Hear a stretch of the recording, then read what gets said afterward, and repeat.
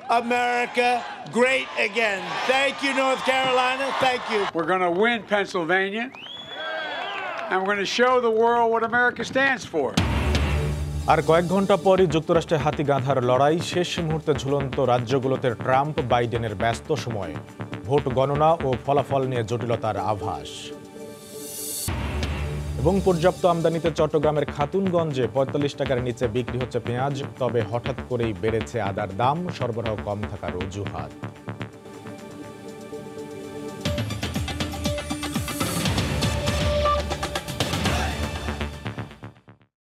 ভোরের সময়ের সঙ্গে আছি আমি কামরুল হাসান সবুজ।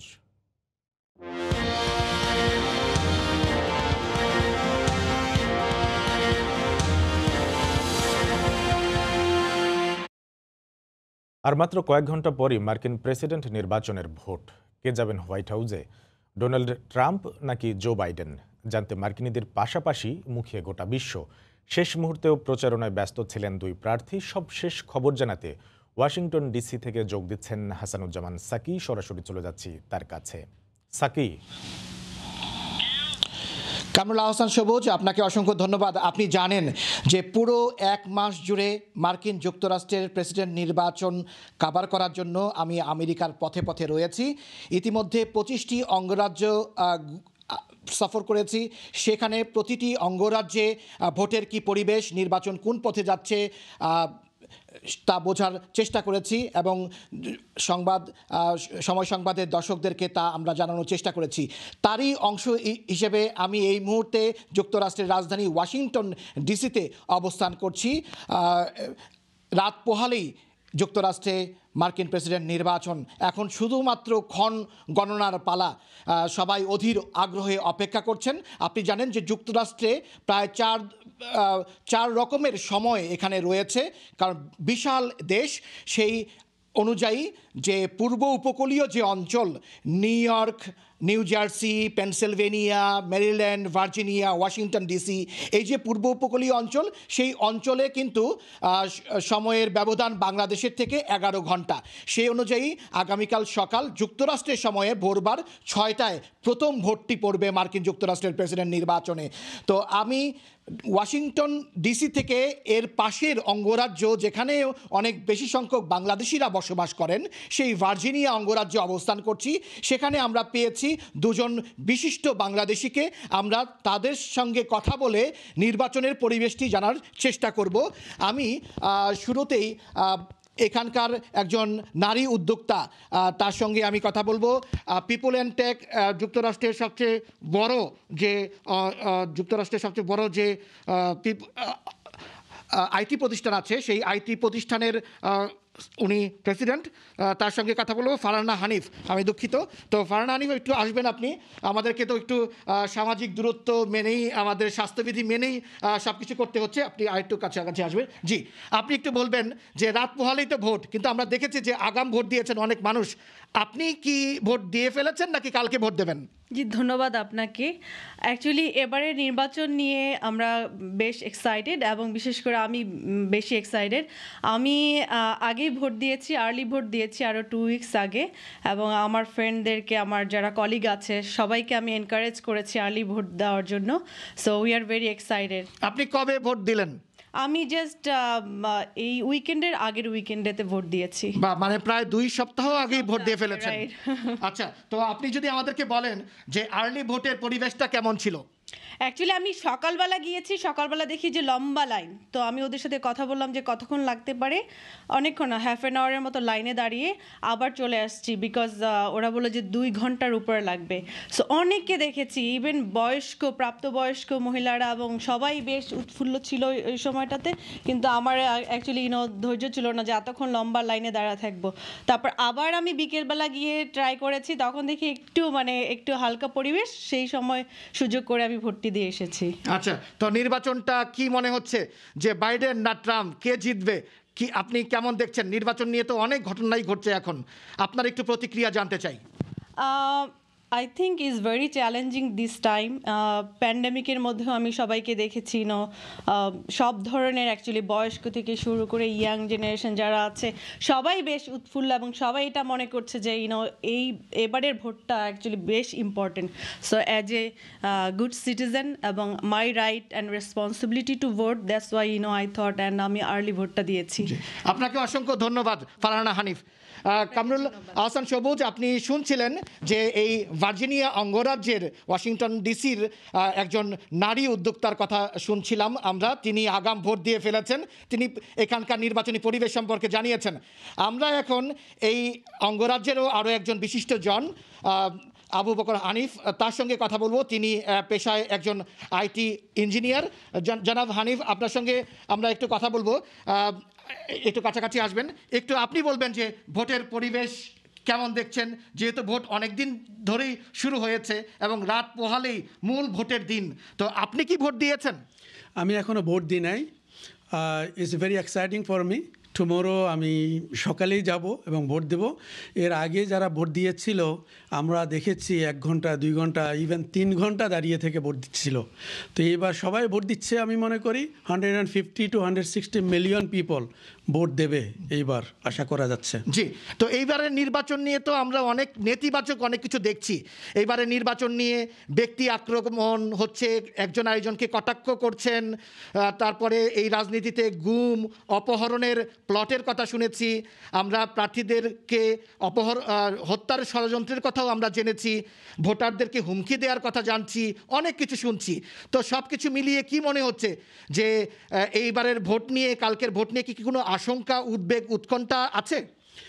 আসলে আমি নিজেও ডিসহার্টেড যে স্লিপি জো এরকম শব্দই উচ্চারণ করতেছে এক একজন এক একটা পার্টি। আপনি দেখেন তৃতীয় বিশ্ব বা অন্যান্য কান্ট্রির লোকজন এই আমেরিকার রাজনীতি বা আমেরিকার ভোট ইলেকশন এটা নিয়ে অত্যন্ত উৎফুল্ল উৎসুক, কারণ এটা আমেরিকার একটা স্বপ্নের দেশ। সেই স্বপ্নের দেশটার স্বপ্ন রোলো কি, এটাই একটা প্রশ্ন। কারণ তৃতীয় বিশ্বের অনেক দেশের মতোই মনে হচ্ছে যেন কাদা ছোড়াছুটি, একজন আরেকজনকে আক্রমণ করছে। এতে আমরা আসলে খুব বেশি স্বস্তি ফিল করছি না। জি, তো এই দেশে তো নির্বাচনের পরেও আশঙ্কা করা হচ্ছে যে এখানে সন্ত্রাস হতে পারে, এরকম আশঙ্কা করা হচ্ছে আইন শৃঙ্খলা রক্ষাকারী বাহিনীর কাছ থেকেও। এবং বর্ণবাদ একটি ইস্যু এবারে নির্বাচনে প্রাধান্য পেয়েছে এবং করোনা মহামারীও একটি বড় ইস্যু হয়ে গেছে এবারে নির্বাচনে। আপনার কাছে কি মনে হচ্ছে? ডেফিনেটলি কোভিড-19 এবং ফাইন্যান্সিয়াল ইকোনমি এই দুটাই একটা মেইন ইস্যু। কারণ যে ফিয়ার তৈরি হয়েছে, মানুষ একটু শান্তিতে থাকতে চায়, মানুষ চায় যে সেকেন্ড স্টেজের যে কোভিড-19 যদি আবার শুরু হয় এটা যাতে আবার সামাল দিতে পারে। যেইভাবে যতগুলো লোক মারা গেছে এরকম মানুষ আর দেখতে চায় না। সেই জন্যই ওরা এই নির্বাচন নিয়ে বেশ উৎফুল্ল বোধ করছে এবং সবাই চাচ্ছে যে একটা পরিবর্তন। তা আমি মনে করি যে ট্রাম্প প্রশাসন যেভাবে সামলিয়েছে এতে এই অনেকে সন্তুষ্ট নয়। সেই জন্য জো বাইডেনের প্রতি সবাই নজর দিচ্ছে। আমি মনে করি জো বাইডেনই আসবে এবং জো বাইডেনকে ভোট দেওয়া উচিত বলে আমি মনে করছি ইকোনমির জন্য এবং এই সমস্ত পরিস্থিতিকে সামলানোর জন্যই। এবং আপনি দেখেন যে ব্ল্যাক লাইভ ম্যাটার্স এটাকে যেভাবে বর্তমান প্রশাসন, ট্রাম্প প্রশাসন যেভাবে মোকাবিলা করেছে এটা সুন্দরভাবে করতে পারে নাই। তো নির্বাচন পরবর্তীতে আমি মনে করি যে মনে হয় না যে হানাহানি এখানে হবে। আমার মনে হচ্ছে যে এখনও এই দেশ তৃতীয় বিশ্বের মতো এরকম দেশের মতো হয় নাই। তো সুষ্ঠু পরিবেশ থাকবে বলে আমি মনে করছি। জি, কিন্তু ডোনাল্ড ট্রাম্পের সমর্থক দেখতে পাচ্ছি এবার বাংলাদেশিদের মধ্যে অনেকেই আছেন। এই বিষয়টি আপনি কিভাবে দেখেন? অনেকে না বুঝেই করছে। আসলে এখানে রিপাবলিকান এবং ডেমোক্রেট এরকমভাবেই ভোট হচ্ছে না, ভোট হচ্ছে ডেমোক্রেট ভার্সেস আসলে ট্রাম্পকে অনেকে লাইক করে না, কিন্তু রিপাবলিকান তো অনেকেই আছে। সেজন্য রিপাবলিকান ভোটে বাংলাদেশি আছে, তো সেজন্য হয়তো আপনার ভোটের পক্ষ নিচ্ছে আর কি। কিন্তু আমি মনে করি যে অনেকেই রিপাবলিকানের অনেকেই আবার ট্রাম্পকে পছন্দ করে না, সেই জন্য হয়তো দেখবেন যে আপনার ডেমোক্রেটকে ভোট দিচ্ছে। খুব ভালো বলেছেন আপনি। আপনার কাছে প্রশ্ন শুনতে চাই যে এই রাজনীতিতে আমরা বাংলাদেশিদের আগ্রহ তেমন একটা দেখি না, মূলধারার রাজনীতিতে বাংলাদেশিদের অংশগ্রহণ। তো তো তবে অবশ্য এবারের নির্বাচনে অনেক বাংলাদেশিরা নানানভাবেই অংশগ্রহণ করছে। তো আপনি বাংলাদেশিদের উদ্দেশ্যে কি বলবেন? অবশ্যই এখানে দেখেন যে মেইন ইস্যু হলো ইমিগ্রেশন এবং আপনার মুসলিম ইস্যু, মুসলিম ইমিগ্রেশন এবং হেলথ কেয়ার, এই তিনটা প্রধানতম ইস্যু। তো এই প্রধানতম ইস্যুগুলোকে এই বর্তমান প্রশাসন, যে ট্রাম্প প্রশাসন, এটা ভালোভাবে মোকাবিলা করতে পারছে না। যেভাবে রেস্ট্রিক্ট করতেছে, সেজন্য আমি মনে করি যে এটা চেঞ্জ হওয়া দরকার। আমি মনে করি সমস্ত বাংলাদেশিদেরকে আমাদের মুসলিম ইস্যু এবং ইমিগ্রেশন ইস্যু এবং হেলথ কেয়ার ইস্যু, এটাকে চিন্তা করে এই ডেমোক্রেটদেরকে ভোট দেওয়া উচিত বলে আমি মনে করি। আপনাকে অনেক ধন্যবাদ জনাব আবু বকর হানিফ। আপনাকেও ধন্যবাদ। কামরুল্লাহ হাসান সবুজ, আপনি শুনছিলেন, আমরা কিন্তু বিস্তারিতই এই নির্বাচন সম্পর্কে জানার একটি সুযোগ পেয়েছি। তবে আপনাকে শেষে বলতে চাই যে আর কয়েক ঘন্টা পরে যে মার্কিন যুক্তরাষ্ট্রের প্রেসিডেন্ট নির্বাচনের মূল ভোট হবে, সেই ভোটে কিন্তু 5-6টি অঙ্গরাজ্য, যেটি দোদুল্যমান অঙ্গরাজ্য, সুইং স্টেট বলা হচ্ছে, সেই স্টেট নিয়েই কিন্তু কারাকারি শুরু হয়ে গেছে এবং সেই স্টেটগুলোতে, সেই অঙ্গরাজ্যগুলোতেই আজকে দিনভর প্রচারণা চালিয়েছেন ডোনাল্ড ট্রাম্প, রিপাবলিকান প্রার্থী, এবং অন্যদিকে ডেমোক্রেটিক প্রার্থী জো বাইডেন। তিনি প্রচারণা চালিয়েছেন, বাইডেন আজকে প্রচারণা চালিয়েছেন পেনসিলভেনিয়ায় এবং ওহাইও অঙ্গরাজ্যে। অন্যদিকে প্রেসিডেন্ট ডোনাল্ড ট্রাম্প তিনি 4টি অঙ্গরাজ্যে প্রচারণা চালিয়েছেন, নর্থ ক্যারোলাইনা, পেনসিলভেনিয়া, উইসকনসিন এবং মিশিগান। তো 50টি অঙ্গরাজ্য এবং রাজধানী ওয়াশিংটন ডিসি, এই পুরো যুক্তরাষ্ট্রের নির্বাচন হচ্ছে। কিন্তু সবুজ, আপনাকে এবং সময় সংবাদের দর্শকদেরকে বলছি, নির্বাচনের ফোকাস কিন্তু মাত্র 5-6টি অঙ্গরাজ্য। এই অঙ্গরাজ্যগুলো যারা বিজয়ী হবেন তারাই কিন্তু নির্বাচনে, তিনি কিন্তু হোয়াইট হাউসে কিন্তু যাবেন। সেই অঙ্গরাজ্যগুলো হচ্ছে Florida, Pennsylvania, north Carolina, Wisconsin, Michigan. এই হচ্ছে মোটামুটি দোদুল্যমান অঙ্গরাজ্য।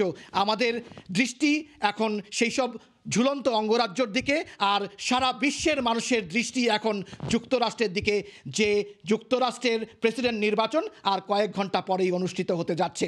আমরা প্রতি মুহূর্তে ঘন্টায় ঘন্টায় সময় সংবাদের দর্শকদেরকে সর্বশেষ এবং সঠিক তথ্য দিয়ে যাব, সেই নিশ্চয়তা দিতে চাই আপনার মাধ্যমে। নিশ্চয়ই সময় সংবাদের দর্শকরা প্রতি মুহূর্তে, প্রতি ঘন্টায় সময় সংবাদের সঙ্গেই থাকবেন যুক্তরাষ্ট্রের প্রেসিডেন্ট নির্বাচন দেখার জন্য, জানার জন্য। আমরা এখন সেই অপেক্ষায় আছি, ভোটের অপেক্ষা। সবুজ, আপনাকে অনেক ধন্যবাদ। হাসানুজ্জামান সাকি, সময় সংবাদ, ভার্জিনিয়া। আর মাত্র কয়েক ঘন্টা পর যুক্তরাষ্ট্রের প্রেসিডেন্ট নির্বাচনের ভোট, সেই নির্বাচনের বিভিন্ন দিক সম্পর্কে জানাচ্ছিলেন সহকর্মী হাসানুজ্জামান সাকি। এদিকে যুক্তরাষ্ট্রের ইতিহাসে রেকর্ড সংখ্যক প্রায় 10 কোটি মানুষ আগাম ভোট দিয়েছেন। নির্বাচনের একদিন আগেই অধিকাংশ ভোটার তাদের রায় দিয়ে দিয়েছেন।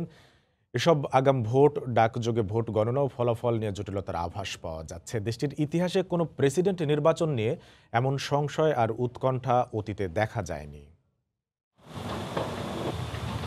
যুক্তরাষ্ট্রের 2016 সালের প্রেসিডেন্ট নির্বাচনে যত ভোট পড়েছিল, এবার আগাম ভোটেই তার প্রায় 65% দেওয়া হয়ে গেছে।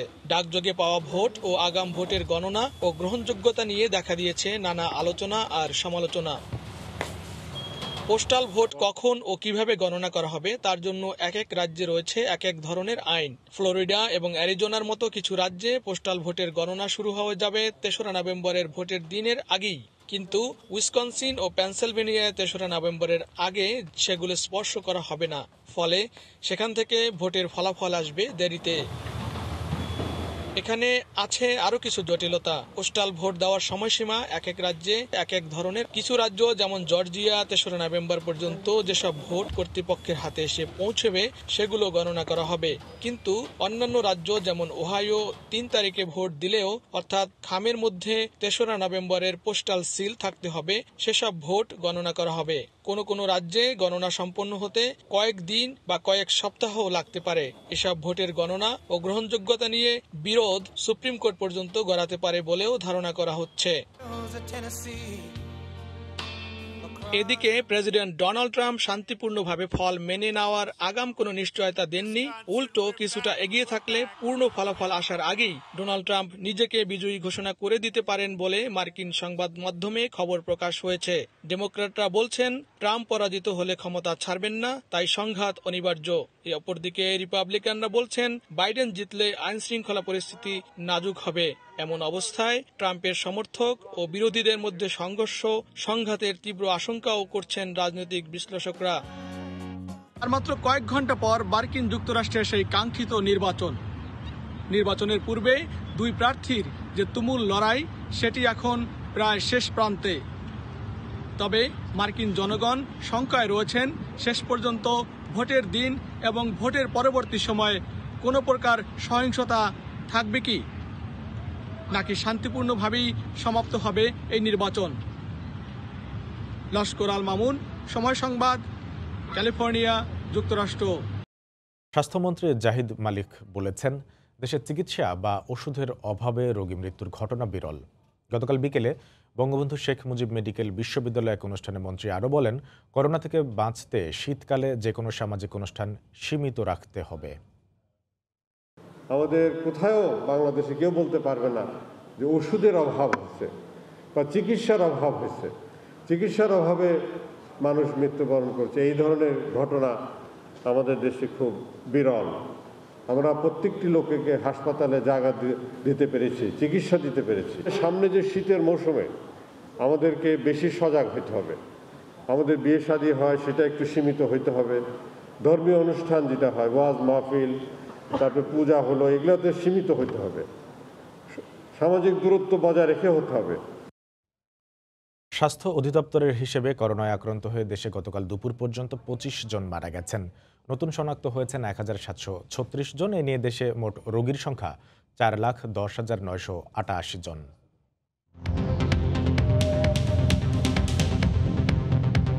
দেশে একদিনের নমুনা পরীক্ষা করা হয়েছে 12,891 জনের। এ পর্যন্ত মোট নমুনা পরীক্ষা করা হয়েছে 23,61,702 জনের। 24 ঘন্টায় নতুন শনাক্ত হয়েছেন 1,736 জন। এ নিয়ে দেশে মোট রোগীর সংখ্যা 4,10,988 জন। 24 ঘন্টায় মারা গেলেন 25 জন। এ পর্যন্ত করোনা আক্রান্ত হয়ে মারা গেলেন 5,966 জন। করোনা থেকে 24 ঘন্টায় সুস্থ হয়েছেন 1,961 জন। এ পর্যন্ত সুস্থ হয়েছেন 3,27,901 জন।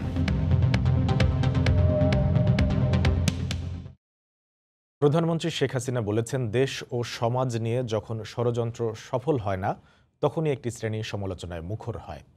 বাংলাদেশের কোনো অগ্রগতি এই শ্রেণীর পছন্দ হয় না বলেও মন্তব্য করেন তিনি। গতকাল সকালে মন্ত্রিসভার বৈঠকে অনলাইনে যুক্ত হয়ে এ কথা বলেন প্রধানমন্ত্রী। বৈঠক শেষে মন্ত্রিপরিষদ সচিব জানান, করোনার দ্বিতীয় ঢেউ রোধে নো মাস্ক নো সার্ভিস জোরদার করতে নির্দেশ দিয়েছেন প্রধানমন্ত্রী। সোমবার সকাল 10:30টায় গণভবন থেকে মন্ত্রিসভার বৈঠকে যুক্ত হন প্রধানমন্ত্রী। সচিবালয়ের মন্ত্রিসভা কক্ষে অনুষ্ঠিত সভায় অংশ নেন আইন, স্বরাষ্ট্র, পররাষ্ট্র, স্বাস্থ্য, কৃষি, শিক্ষা ও স্থানীয় সরকার মন্ত্রীসহ মন্ত্রিসভার বেশ কয়েকজন সদস্য। এ সময় অকারণে ষড়যন্ত্রকারীরা বাংলাদেশের সমালোচনা করেন বলে মন্তব্য করেন প্রধানমন্ত্রী। যেখানে একটা ভালো পরিবেশকে নষ্ট করার জন্য যারা সংঘাত সৃষ্টি করার জন্য বক্তব্য দেবে আর তাদের ধরলে পরে ওটা বাক স্বাধীনতা হরণ করা, এটা তো হয় না। কিন্তু আছে একটা শ্রেণী তো আছে যাদের এই ধরনের সমাজকে ক্ষতিগ্রস্ত করা বা একটা গভর্নমেন্টকে ক্ষতিগ্রস্ত করা বা মানুষের জীবন নিয়ে তাদের চিন্তা নাই, চিন্তাটা ওখানে, তাদের তো অন্য একটা উদ্দেশ্য থাকে। যে ষড়যন্ত্রটা থাকে, যেটা যখন সফল করতে পারে না তখনই সমালোচনা মুখর হয়। সভা শেষে সাংবাদিকদের ব্রিফ করেন মন্ত্রিপরিষদ সচিব খন্দকার আনোয়ারুল ইসলাম। করোনার দ্বিতীয় স্রোত রোধে বেশ কিছু পদক্ষেপের কথা জানান তিনি। মাননীয় প্রধানমন্ত্রী বিশেষভাবে ইনস্ট্রাকশন দিয়েছেন যে আমরা যেভাবে আছি সেটা কমফোর্টেবল, কিন্তু এটার আপনার কোনো সন্তুষ্টি নেওয়ার কোনো কারণ নাই। সবাইকে কেয়ারফুল থাকতে হবে, বিশেষ করে নো মাস্ক নো সার্ভিস, এটাকে একদম ব্যাপকভাবে বাস্তবায়ন করতে হবে। বৈঠকে 2021 সালে সাধারণ ও নির্বাহী ছুটির তালিকা অনুমোদন দেওয়া হয়। এটাকে এনশিওর করতে হবে। এহসান জুয়েল, সময় সংবাদ, ঢাকা। ভোরের সময়ে আরও থাকছে। ডিসেম্বরের শুরু পৌরসভা নির্বাচন, ভোট হবে 5 ধাপে, জানালেন সিইসি। স্থানীয় নির্বাচনে দলীয় ভিত্তিতে মনোনয়ন দেয়ায় ছড়ায় সহিংসতা, দাবি বিএনপির।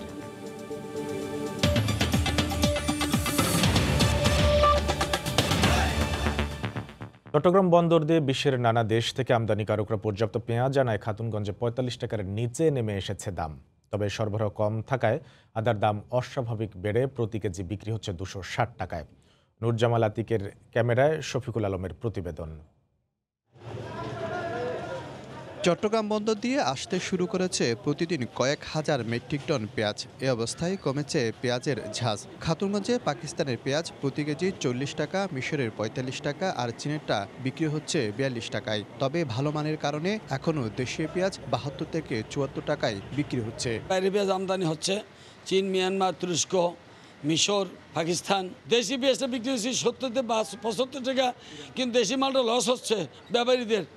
ইরানি মালগুলো বিক্রি হচ্ছে 30 টাকা, 35 টাকা, মিশর 40-45 টাকা। বর্তমান পরিস্থিতি বাজার একটু নিচের দিকে, মানে বাজারে বেচা কিনি কম, এই জন্য সব মালের বাজার নিচের দিকে। তবে ভিন্ন চিত্র আদার বাজারে। সরবরাহ না থাকায় প্রতি কেজি চীনের আদার দাম ঠেকেছে 260 টাকায়, আর দেশীয় আদার দাম 70 থেকে 80 টাকা। রসুন বিক্রি হচ্ছে 75 থেকে 80 টাকার মধ্যে। পর্যাপ্ত পরিমাণ মাল না থাকায় বন্দরে আদার দাম বাড়তি। আর মধ্যমিক আদার বুকিং বেশি ছিল, প্রায় 200 টাকার মতো এলসি ছিল।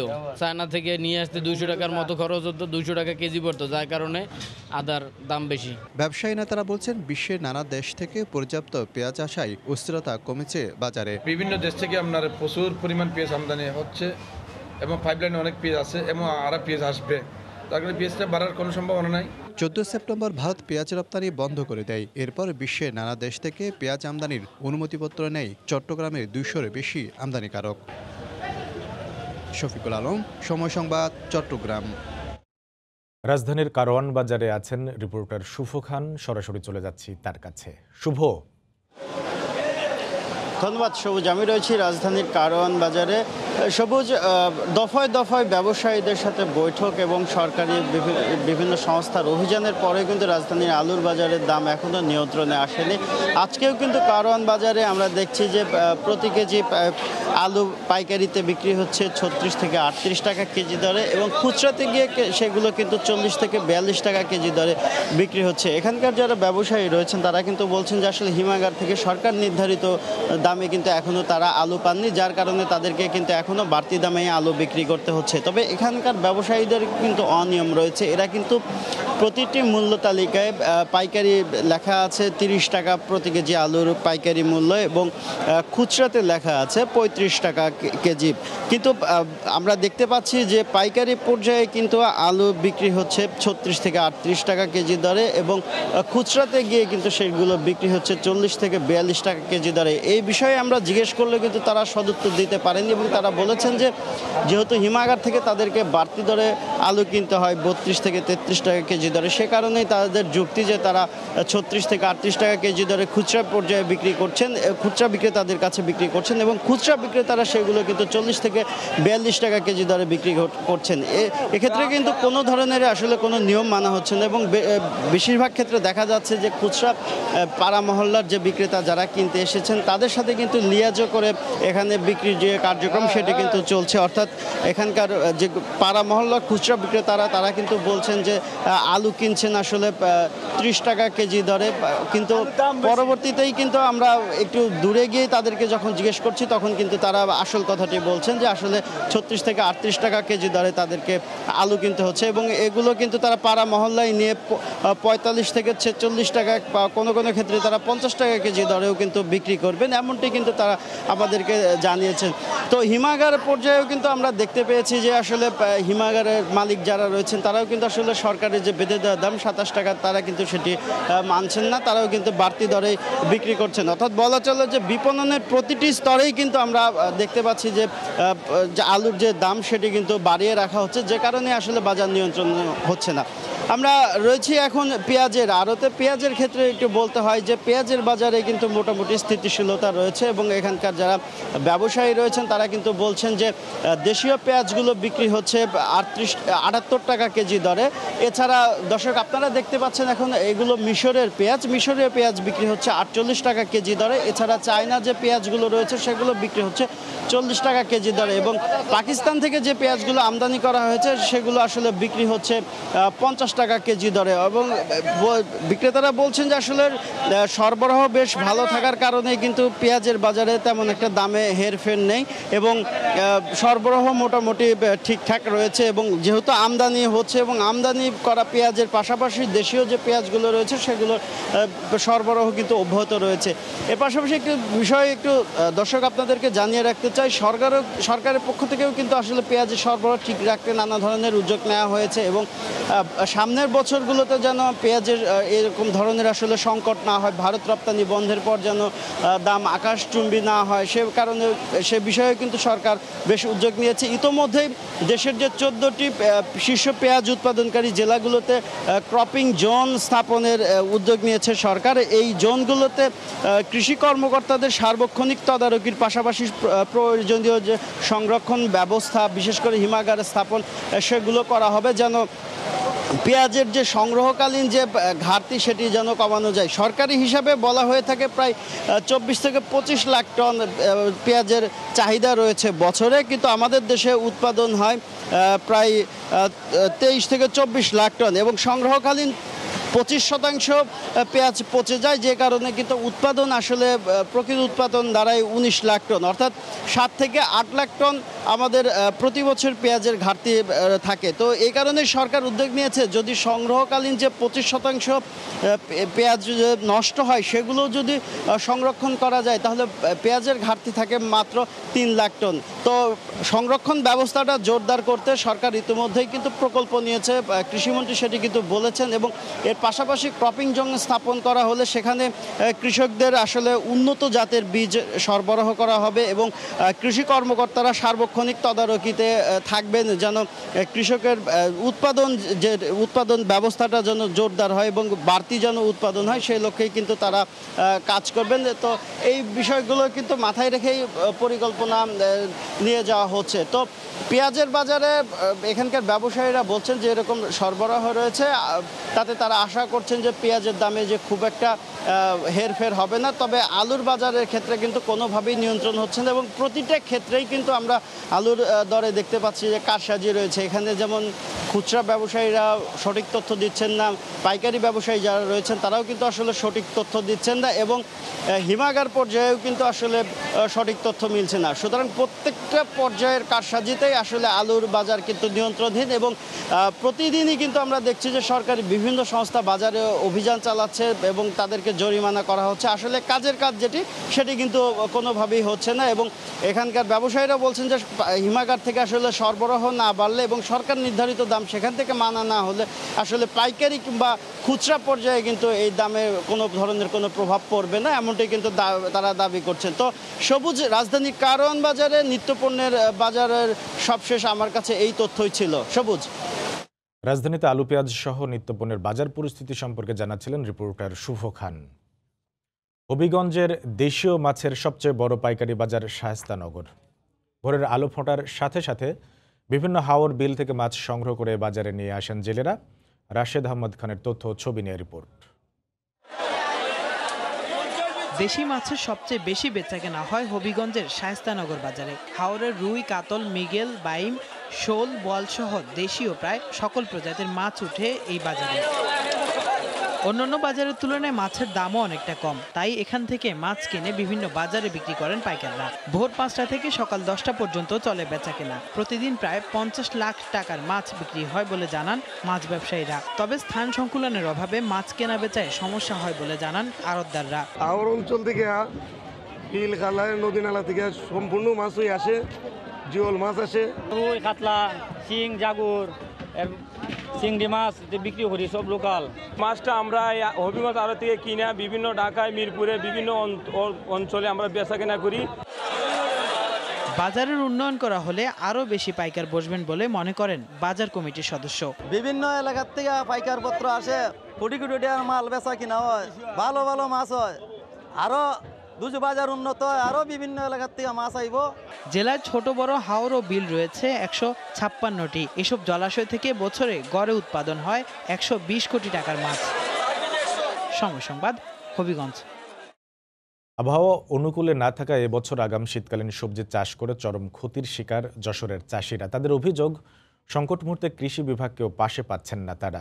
কৃষি বিভাগ বলছে উপসহকারী কর্মকর্তা সংকটের কারণে সেবা কিছুটা ব্যাহত হয়েছে। যশোর থেকে আবুল কালাম আজাদের ছবি ও জুয়েল মৃধার তথ্য নিয়ে রিপোর্ট। সবজি উৎপাদনে যশোর অন্যতম জেলা। মৌসুমী সবজির পাশাপাশি এ জেলায় চাষিরা প্রতি বছরই আগাম সবজি চাষ করে ভোক্তাদের চাহিদা পূরণ করছেন। তবে এবছর আগাম শীতকালীন সবজি চাষ করে চরম ক্ষতির মুখে পড়েছেন তারা। চাষিদের দাবি, এবছর অসময়ে লাগাতার বৃষ্টি ও তাপদাহের কারণে অধিকাংশ সবজি ক্ষেত নষ্ট হয়ে গেছে। যাদের ক্ষেত রক্ষা পেয়েছে তাদের হচ্ছে না পর্যাপ্ত ফলন। মোট 1,05,000 আর হচ্ছে সুরম বাদ। সুরম ধরলে মনে করেন 1.5 লক্ষ টাকা খরচ। টোটালে মনে করেন 20,000 টাকা 25,000 টাকা হবে, আর সব লস। এবছর আবহাওয়া খুব খারাপ, বৃষ্টি বেশি, তাপমাত্রা বেশি, তাতে সব পুঁজি নষ্ট হয়ে গেছে। কৃষকদের অভিযোগ, সংকট মুহূর্তে কৃষি বিভাগকে পাশে পাচ্ছেন না তারা। কৃষি বিভাগ খুব খেয়াল করে না, আর কৃষি পণ্যগুলো ভালো কি মন্দ দেখে না। কৃষি সুপার ভাইদেরকে ডাকা হয়েছে, তা বললে যে আমার সময় নেই। কৃষি ডিপার্টমেন্টে এসে একটু পরামর্শ যদি দেয়, কৃষকের একটু সান্ত্বনা দেয়, তাও তারা শান্তি পায়। তবে কৃষি বিভাগ বলছে উপসহকারী কর্মকর্তাদের সংকটের কারণে সেবা কিছুটা ব্যাহত হয়েছে। মাঠ পর্যায়ে গতিশীলতা বাড়িয়ে কৃষকদের পাশে থেকে তাদের ক্ষতিটার সাথে পুষিয়ে নিতে পারে শীতকালীন সবজি চাষ করে আমরা সেই ব্যবস্থা বা সেই পদক্ষেপ গ্রহণ করেছি যাতে কোনো সমস্যা না হয়। জেলায় এবছর 6,600 হেক্টর জমিতে আগাম শীতকালীন সবজি চাষ হয়েছে, আর 16 হেক্টর জমিতে শীতকালীন সবজি চাষের লক্ষ্যমাত্রা রয়েছে। সময় সংবাদ, যশোর। প্রযুক্তি ব্যবহারের মাধ্যমে গাভীর কৃত্রিম প্রজনন প্রক্রিয়াকে আধুনিকায়ন করে দিনাজপুরের সফলতার পাশাপাশি চমক সৃষ্টি করেছেন এক প্রাণী সম্পদ কর্মকর্তা। গাভীর কৃত্রিম প্রজননের ক্ষেত্রে কোনো সময় কিছুটা সমস্যা হলেও আধুনিকায়ন করে ব্যাপক সফলতা পেয়েছেন পার্বতীপুর উপজেলার প্রাণী সম্পদ বিভাগের এআই টেকনিশিয়ান আবু হেনা মোস্তফা কামাল। এর ফলে নির্ভুলভাবে কৃত্রিম প্রজনন করা সম্ভব বলে দাবি তার। ইউরোপীয় অনেক দেশে এই প্রযুক্তি ব্যবহার করা হলেও বাংলাদেশে এর ব্যবহার এটাই প্রথম। শরীর ও মনের সুস্থতায় প্রাতঃভ্রমণের কোনো বিকল্প নেই। তাই তো সকাল সকাল জাতীয় সংসদ ভবন এলাকায় ভিড় জমান নানা বয়সী মানুষ। জাতীয় সংসদ ভবন এলাকা থেকে যুক্ত হচ্ছেন রিপোর্টার ওবায়দুল্লাহ মামুন। সরাসরি চলে যাচ্ছি তার কাছে। মামুন। সবুজ, শুভ সকাল। এই শীতের ঠিক এই মুহূর্তটাতে যদি বলি যে ঢাকা শহরে মানুষ সুস্থ শরীর এবং সুস্থ মনের জন্য সকালে কিন্তু অনেকেই হাঁটতে বের হন বা প্রাতঃভ্রমণে বের হন। সুস্থ শরীর এবং সুস্থ মনের জন্য কিন্তু এটা অনেক দরকার, এবং চিকিৎসা বিজ্ঞানীরা বা ডক্টররা কিন্তু এই বিষয়টা বলে থাকেন যে সুস্থ থাকতে হলে একটা মানুষকে সকালে জগিং করা বা হাঁটা অত্যন্ত দরকার। এবং এই সকালে হাঁটার যে গুরুত্বটা রয়েছে এবং সেই গুরুত্বটা বিবেচনা করে কিন্তু আসলে সব বয়সী মানুষ, অর্থাৎ মধ্যবয়সী, বিশেষ করে মধ্যবয়সের পর বা বয়স্করা কিন্তু এই সময়টাতে ফজরের পর অর্থাৎ সূর্য ওঠার পরপরই কিন্তু নগরীর যে রাস্তাঘাট রয়েছে বা বিশেষ করে পার্ক বা খোলা জায়গাতে উন্মুক্ত স্থানে কিন্তু তারা জগিংয়ে বের হন। তো আজকেও আমরা যে জায়গাটিতে রয়েছি অর্থাৎ শেরেবাংলানগর জাতীয় সংসদ ভবনের সামনে, এখানে কিন্তু আমরা দেখছি যে 6টার পরপরই বা 6টার দিক থেকে কিন্তু বিভিন্ন বয়সী মানুষ তারা এসে জড়ো হচ্ছেন, অর্থাৎ তারা জগিং করছেন। এই বিষয়টি আমরা দেখছি এবং এটি কিন্তু আসলে নগরীর বলা চলে যে একটি ঐতিহ্যের মতোই, কারণ এই রাজধানীর রমনা পার্ক, হাতির ঝিল এবং জাতীয় সংসদ ভবন এলাকা, এই এলাকাগুলোতে কিন্তু সবসময় সকালে মানুষ এই প্রাতঃভ্রমণে বের হন বা জগিং করে থাকেন। বিশেষ করে এই এলাকাটিতে ন্যাম ভবন রয়েছে, মোহাম্মদপুর, ফার্মগেট এবং যে আসাদ গেট, লালমাটিয়া, এইসব এলাকার মানুষগুলি কিন্তু সকালে ঘুম থেকে উঠেই তাদের যে শারীরিক যে কসরত রয়েছে সেটি করার জন্যই এখানে তারা চলে আসেন এবং এখানে তারা নিয়মিত ব্যায়াম করে থাকেন, শারীরিক যে কসরতগুলি রয়েছে এখানে তারা করে থাকেন।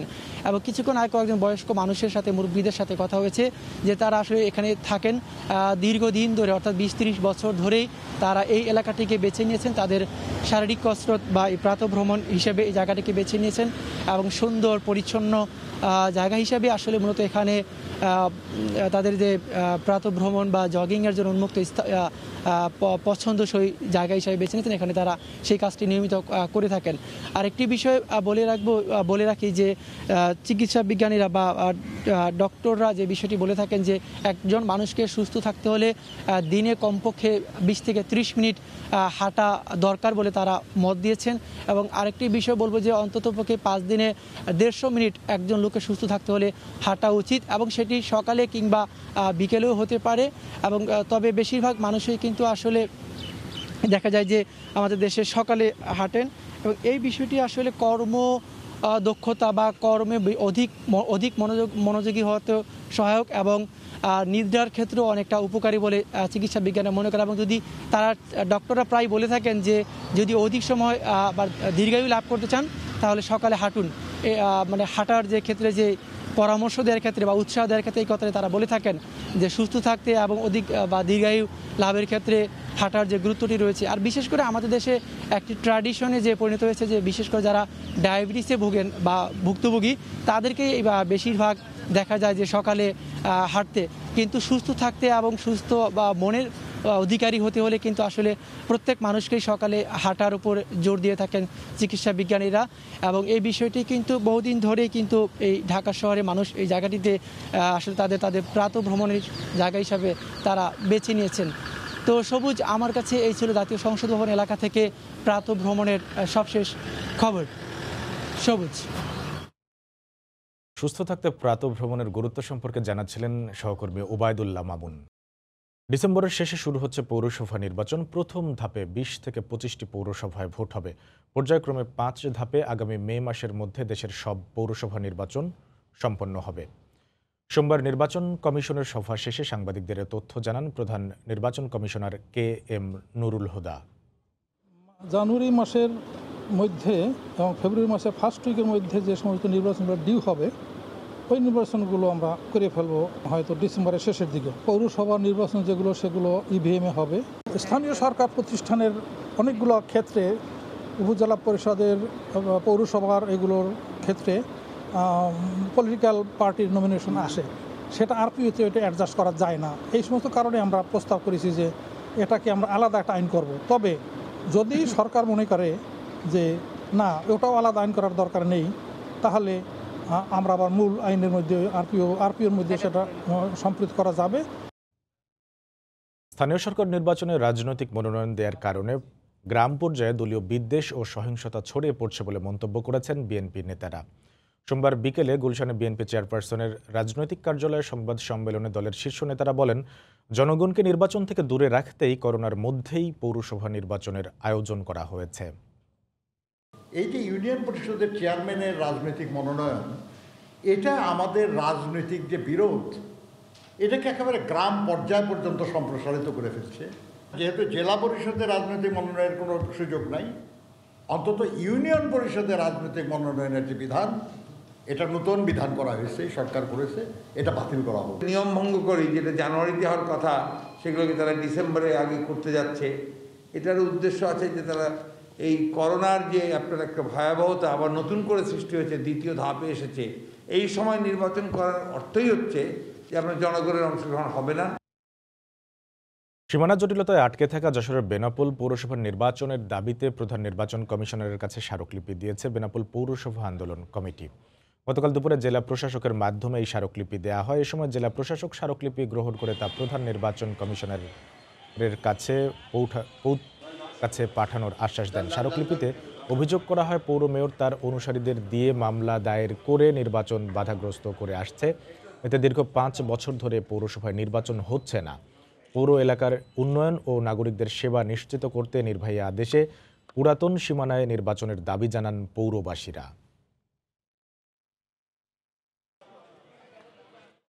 ভোরের সময়ে আরও থাকছে। করোনার কারণে এবার হচ্ছে না আয়কর মেলা। কর অঞ্চলের কার্যালয়ে দেয়া হচ্ছে সেবা, তবে প্রচারণা না থাকায় ভোগান্তি।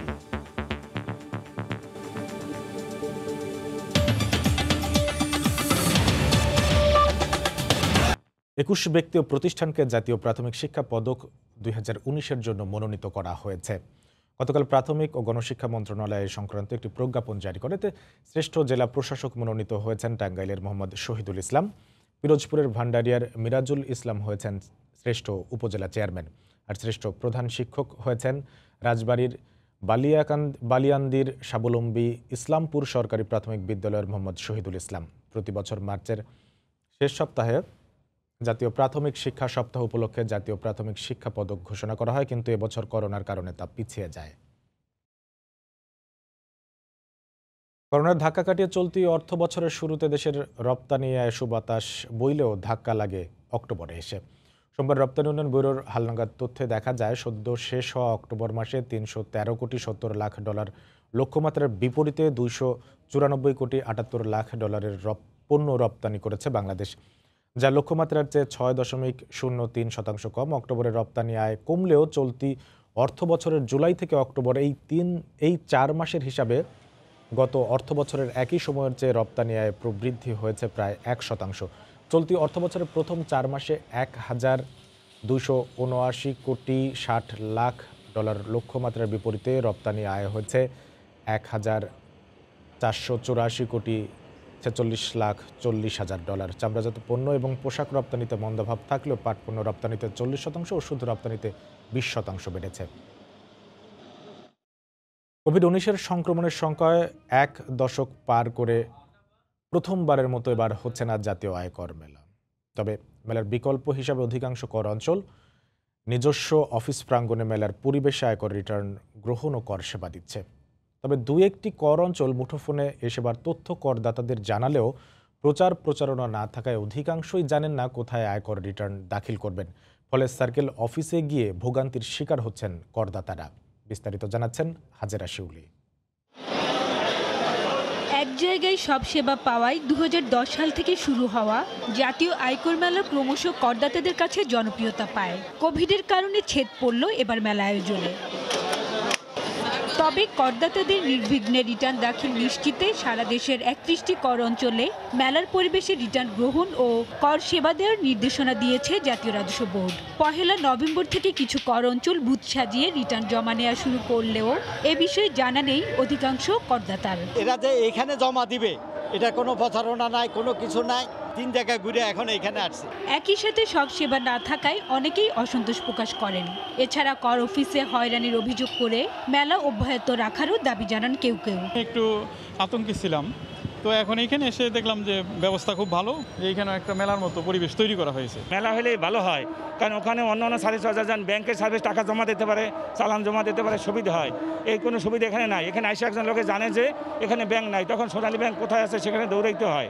যে কোনো ওয়েতে হোক মেলাটা চালু রাখা দরকার প্রতি বছর। যদি মেলা একবার দিয়ে একবার বন্ধ রাখে তাহলে আমরা হয়রানির শিকার হয়ে এই সমস্ত অফিস দ্বারা। যদিও কর পরামর্শ প্রদান সহ রিটার্ন দাখিলে করদাতাদের সর্বোচ্চ সেবা দেওয়ার কথা বলছেন কর্মকর্তারা। প্যান্ডেমিক সিচুয়েশন, এ কারণে আমাদের অনেক কিছুই সীমিত আকারে করতে হচ্ছে।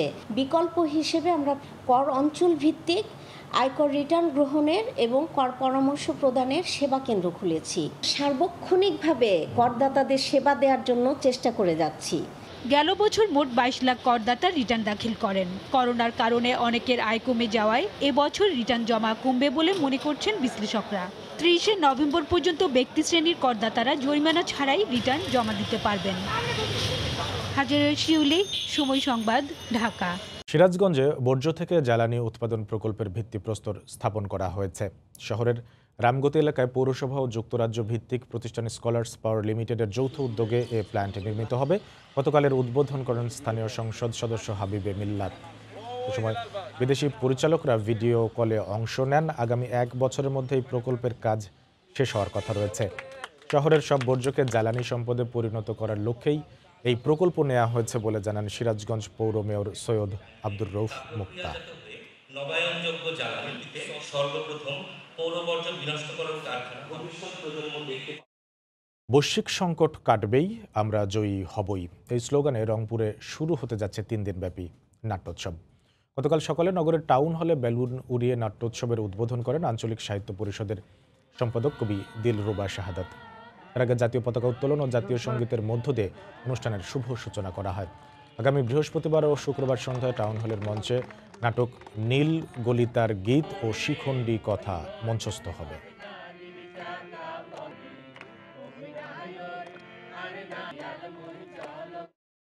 সিরাজগঞ্জের প্রতিভাবান শিল্পী রফিকুল ইসলাম পেশায় একজন অটো ভ্যান চালক হলেও তিনি নিজেই গান লেখেন ও সুর করেন। তার গাওয়া গান স্থানীয়রা সামাজিক যোগাযোগ মাধ্যমে ছড়িয়ে দিলে সুনাম ছড়িয়ে পড়ে দেশ বিদেশে।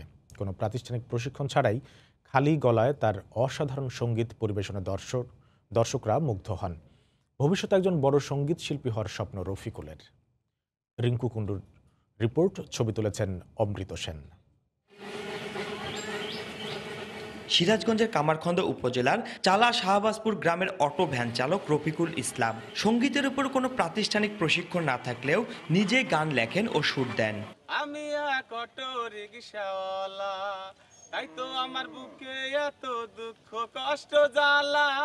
আর লোক সমাগমের মধ্যে তার লেখা গান পরিবেশন করেন। খালি গলায় সুরেলা কণ্ঠে তার গান মুগ্ধ হয়ে দর্শক শোনেন। তাই তো সমাজের মানুষ করে অবহেলা, আমি এক অটো রিকশাওয়ালা। এলাকাবাসী জানান গান পাগল রফিকুল ছোটকালে যেখানে গান বাজনা হতো সেখানে এসে ছুটে যেত। এভাবেই নিজে নিজেই একসময় গান লিখতে, সুর করতে ও গাইতে শুরু করে।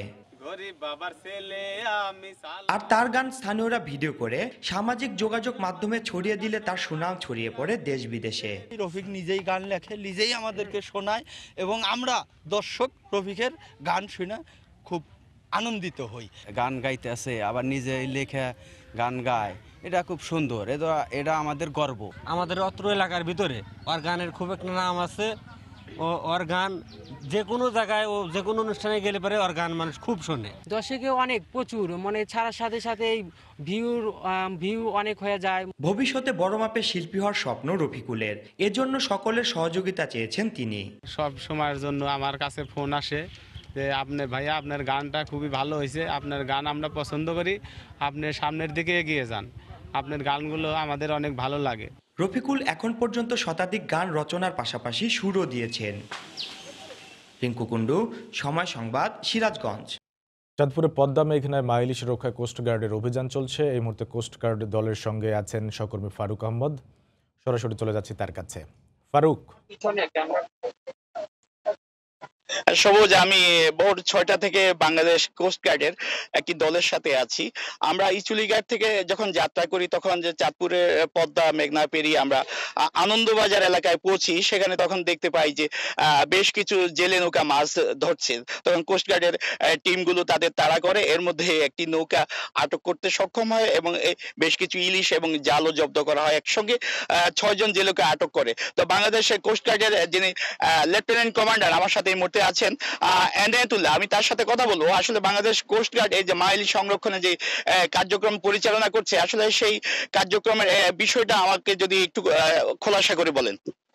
জি, আপনারা জানেন আমরা মৌসুমের শুরু থেকেই মা ইলিশ অভিযান পরিচালনা করে আসছি। অত্যন্ত সফলভাবে আমাদের অভিযান পরিচালনা হয়ে আসছে।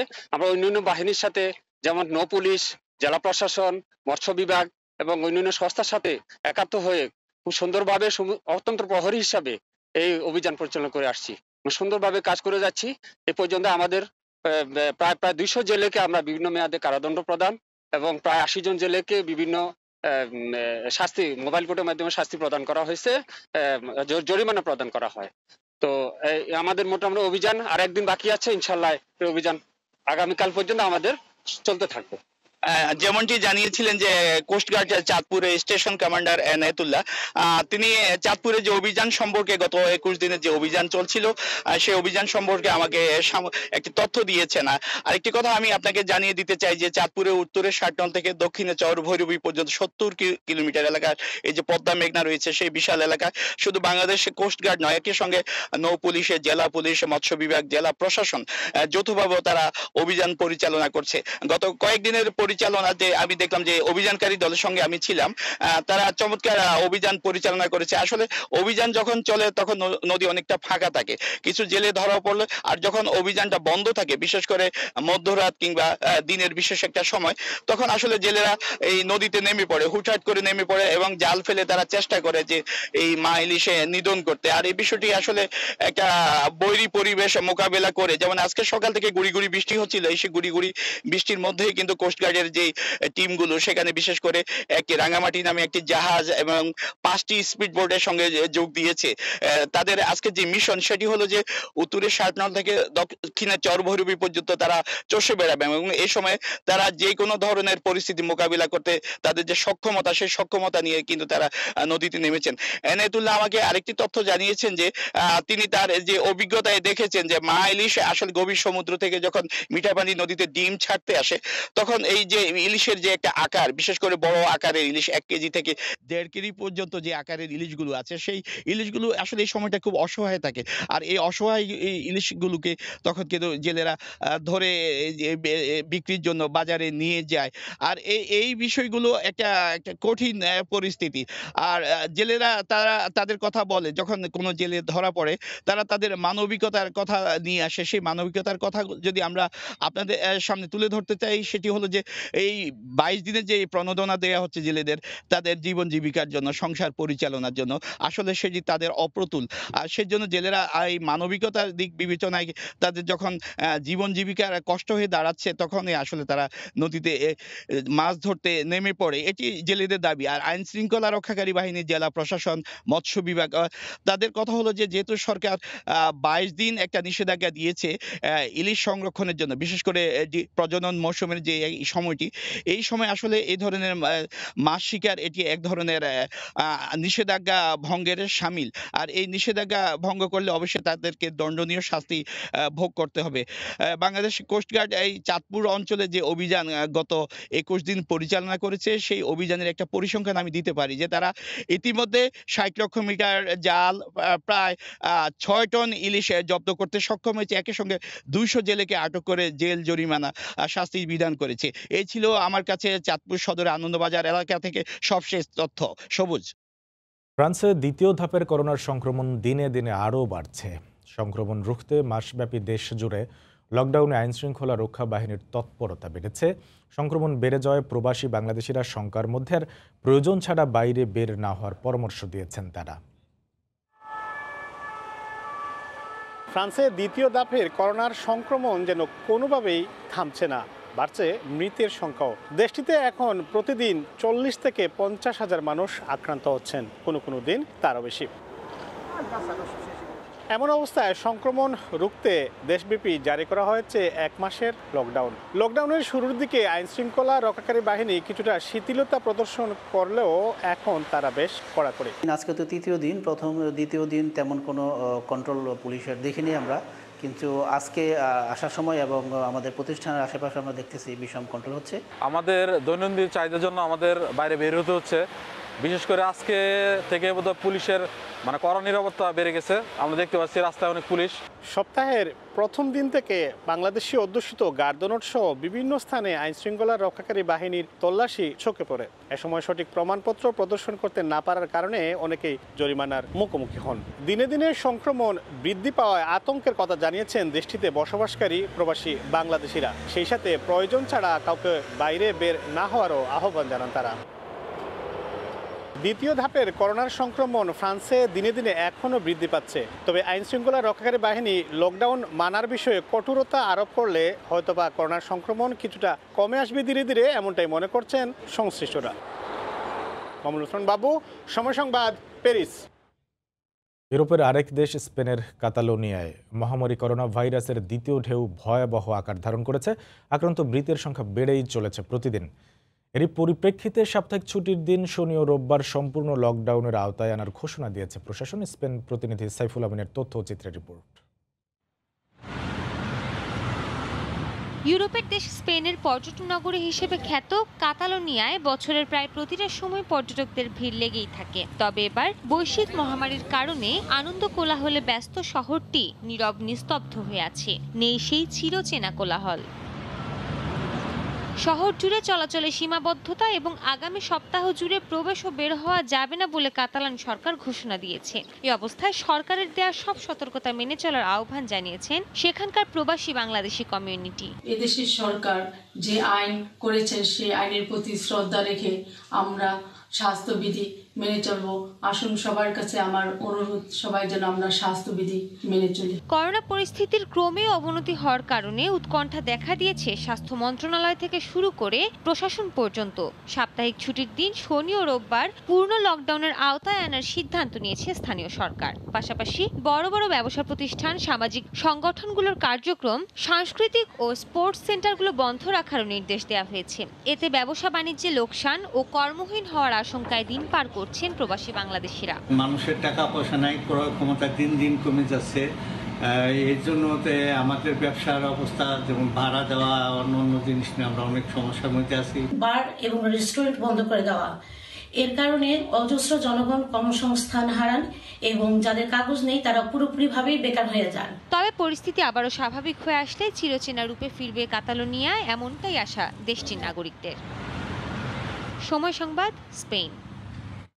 দেশের ফুটবলের খবর। প্রতিপক্ষ নেপাল সম্পর্কে এখনও তেমন কোনো ধারণা নেই বাংলাদেশের ফুটবলারদের, তাই নিজেদের ফিটনেস এবং স্কিল ডেভেলপমেন্টেই ব্যস্ত তারা, জানিয়েছেন লাল সবুজের অধিনায়ক জামাল ভুঁইয়া। এদিকে ফুটবলারদের খাদ্যাভ্যাসের কারণেই ফিটনেসের ঘাটতি হয়েছে বলে মনে করেন সহকারী কোচ স্টুয়ার্ট ওয়াটকিস। ঢাকা স্টেডিয়ামে সব কোচিং প্যানেলের অধীনে দ্বিতীয় দিনের অনুশীলনে ফুটবলাররা। নতুন গোলকিপিং কোচ ভালোই পরীক্ষা নিচ্ছিলেন সোহেল, জিকো, রানাদের। নানাভাবে কৌশল বুঝিয়ে ঘাম ঝরিয়েছেন শিষ্যদের। আর একটু এদিক ওদিক হলেই ধমকও ছিল তার কণ্ঠে। মাঝমাঠটা ছিল ওয়াটকিসের দখলে। ছেলেদের 2 ভাগে ভাগ করে স্কিল ট্রেনিং করান এই ইংলিশ। আর মাঠের অন্য কোনায় জেমি ব্যস্ত ছিলেন সিনিয়রদের নিয়ে। তবে সবকিছুই ছিল নিজেদের গুছিয়ে নিতে। প্রতিপক্ষ নেপাল সম্পর্কে খুব একটা অবগত নন তারা। A lot of players are struggling, honestly speaking.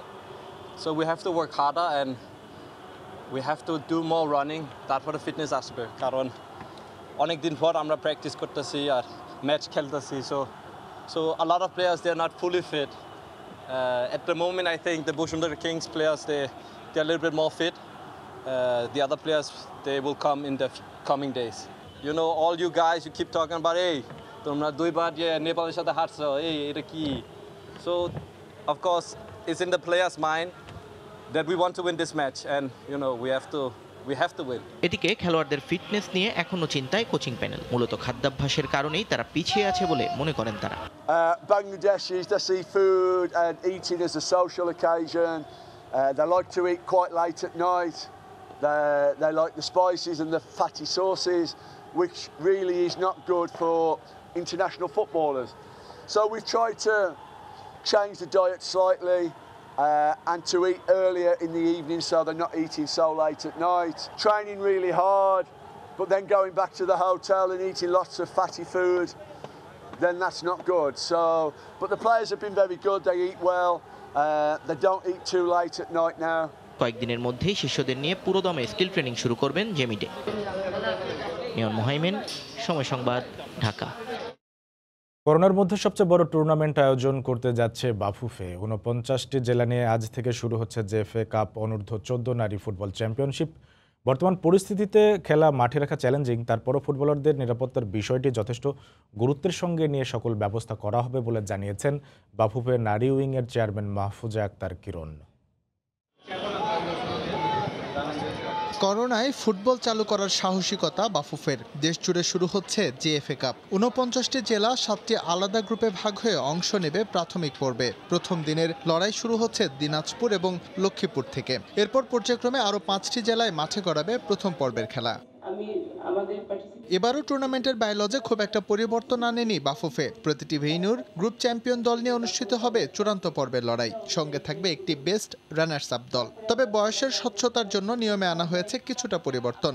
কেউ 2টি আসর খেলে ফেললে অংশ নিতে পারবে না তৃতীয়বারের মতো। বায়োলজি অনুযায়ী একটা প্লেয়ার যদি বয়সও থাকে 2 বারের বেশি পার্টিসিপেট করতে পারবে না, যেটা নিয়ে গতবার কমলাপুর স্টেডিয়ামে আপনারা দেখেছিলেন যে ঠাকুরগাঁয়ের সাথে ময়মনসিংহের একটা বড় ধরনের ঝামেলা হয়েছিল, কারণ ঠাকুরগাঁ 3 টাইমস খেলতে আসছিল। 3 টাইমস কেউ খেলতে পারবে না, বয়স থাকলেও খেলতে পারবে না। আমরা বাফুফে থেকে একটা করোনা গাইডলাইন তৈরি করা হয়েছে, যেটা আমরা প্রত্যেকটা টিমের কাছে, প্রত্যেকটা ভেন্যুতে আমাদের যারা প্রতিনিধি গেছে তাদের কাছে সেটা দেওয়া আছে এবং সেই গাইডলাইন অনুযায়ী প্রত্যেকটা জিনিস মেনটেন করা হবে। অবশ্যই করোনা মেনটেন করেই আমরা কাজ করব।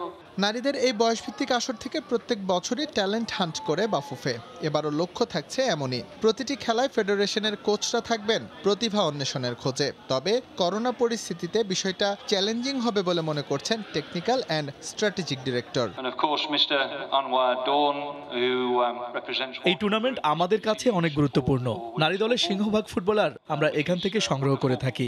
এবারও তেমন প্রস্তুতি আমাদের। কোচরা বিভিন্ন ভেন্যুতে গিয়ে ফুটবলারদের খেলা যাচাই করবে, সেখান থেকে বাছাই করে আনাদের নিয়েই হবে আমাদের পরিকল্পনা। তবে এবার পরিস্থিতি কিছুটা ভিন্ন। সবাইকে একটা চ্যালেঞ্জ নিয়ে কাজ করতে হবে। একই সঙ্গে সাবধানী হতে হবে কোভিড-19 এর জন্য। on the field and playing competitive games again. এবার অনুষ্ঠিত হচ্ছে জেএফএ কাপের ষষ্ঠ আসর। প্রাথমিক পর্ব শেষে ৮ দল নিয়ে এই মাসের শেষ দিকে অনুষ্ঠিত হওয়ার কথা রয়েছে চূড়ান্ত পর্বের লড়াই। এসএম ইকবাল, সময় সংবাদ, ঢাকা। জাতীয় নারী ফুটবলে প্রাধান্য রাখা সাতক্ষীরার মেয়েরা নিজেদের প্রস্তুত করতে আবারও মাঠে নেমেছেন। সদরের পিএন হাই স্কুল মাঠে চলছে নারী ফুটবলারদের অনুশীলন। করোনার কারণে দীর্ঘদিন বন্ধ থাকার পর পুনরায় অনুশীলনে অংশ নিতে পেরে খুশি মেয়েরা। সাতক্ষীরা মহিলা ফুটবল একাডেমির তত্ত্বাবধানে চলছে প্রশিক্ষণ। সাতক্ষীরা থেকে মমতাজ আহমেদ বাপির পাঠানো তথ্য ও ছবি নিয়ে রিপোর্ট। ভোর থেকেই একে একে মাঠে আসতে শুরু করে মেয়েরা। জার্সি আর বুট পরে মাঠে চলে অনুশীলন। প্রথমেই ওয়ার্ম আপ, শারীরিক কসরতের মাধ্যমে ফিটনেস। এরপরে বল আয়ত্তের নানা কৌশল রপ্ত করার প্রশিক্ষণ। সাবেক ফুটবলার ও একাডেমির পরিচালকের তত্ত্বাবধানে চলে প্রশিক্ষণ। একাডেমির তত্ত্বাবধানে আবাসিকে থাকা এসব মেয়েদের অনুশীলন চলে 6:30 থেকে 8টা পর্যন্ত। টানা 1.5 ঘন্টার প্রশিক্ষণে তাদের শেখানো হয় খেলার সব কৌশলই। শিশু ও কিশোরী সবাই ব্যস্ত।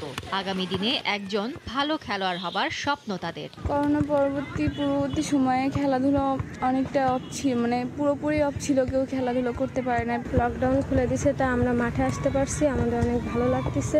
ফুটবল ভালো লাগে, ফুটবল খেলে একটা ভালো জায়গায় যাব, ন্যাশনাল খেলবো। জাতীয় নারী দলের সাবেক খেলোয়াড় ও একাডেমির কোচ জানালেন, জাতীয় পর্যায়ে খেলোয়াড় তৈরি করতেই প্রশিক্ষণ দেয়া হচ্ছে। আস্তে আস্তে চেষ্টা করবো যাতে ওদের একটু ভালোভাবে প্র্যাকটিস করায়, যাতে একটু আস্তে আস্তে ন্যাশনাল টিমের দিকে চেষ্টা করবো, ওদের ওদিকে করার জন্য।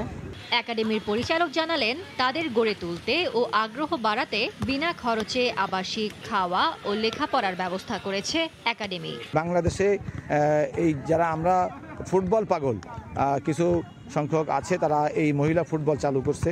এই মহিলা ফুটবলের একাডেমির কারণে কিন্তু বাংলাদেশের ফুটবলের জাগরণ সৃষ্টি হয়েছে সারা বাংলাদেশে। জেলা ও উপজেলায় বিভিন্ন একাডেমিতে 1/2 মেয়ে ফুটবল প্রশিক্ষণ নিচ্ছেন। বর্তমানে সাতক্ষীরার সাবিনা, সুরাইয়া, মাসুরা, রাজিয়া, প্রান্তি, রূপা, জবা সহ 12 জন মেয়ে অনূর্ধ্ব 14, 16, 19 ও জাতীয় দলের হয়ে খেলছেন। সময় সংবাদ, সাতক্ষীরা। কুষ্টিয়ার কুমারখালী উপজেলায় বয়সভিত্তিক ফুটবলাররা ভোর থেকে অনুশীলন করেন মাঠে। এসব ফুটবলারদের খবর জানাতে এই মুহূর্তে শিলাইদহ মাঠে আছেন রিপোর্টার এসএম রাশেদ। সরাসরি চলে যাচ্ছি তার কাছে। রাশেদ, কুষ্টিয়ার শিলাইদহে আপনার ভোরের পাখি একাডেমি স্পোর্টস ক্লাব থেকে কিন্তু আজ সকাল থেকেই বয়স ভিত্তিক, বিশেষ করে অনূর্ধ্ব 14, অনূর্ধ্ব 16 যে ফুটবল দলগুলো আছে সেই দলে অংশগ্রহণ করার জন্য কিন্তু এখান থেকে শিশুরা এবং বালকেরা কিন্তু সকালবেলা থেকেই তারা এখানে অনুশীলন শুরু করেছে।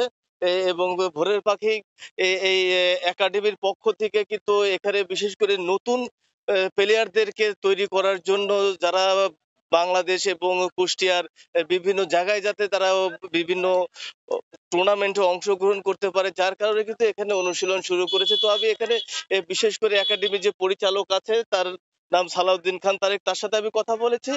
তিনি আসলে আমাদেরকে যেমনটি জানিয়েছেন যে আসলে দেশের ফুটবলের মান প্রতিনিয়ত আস্তে আস্তে কমছে, যার কারণে আসলে নতুন ফুটবলার তৈরি এবং যাতে শিশু এবং কিশোর বয়সে এবং যুবক যারা আছে তাদেরকে আসলে ফুটবল খেলায় আগ্রহী বাড়ানোর জন্য কিন্তু আসলে তারা এখানে তারা অনুশীলন শুরু করেছে।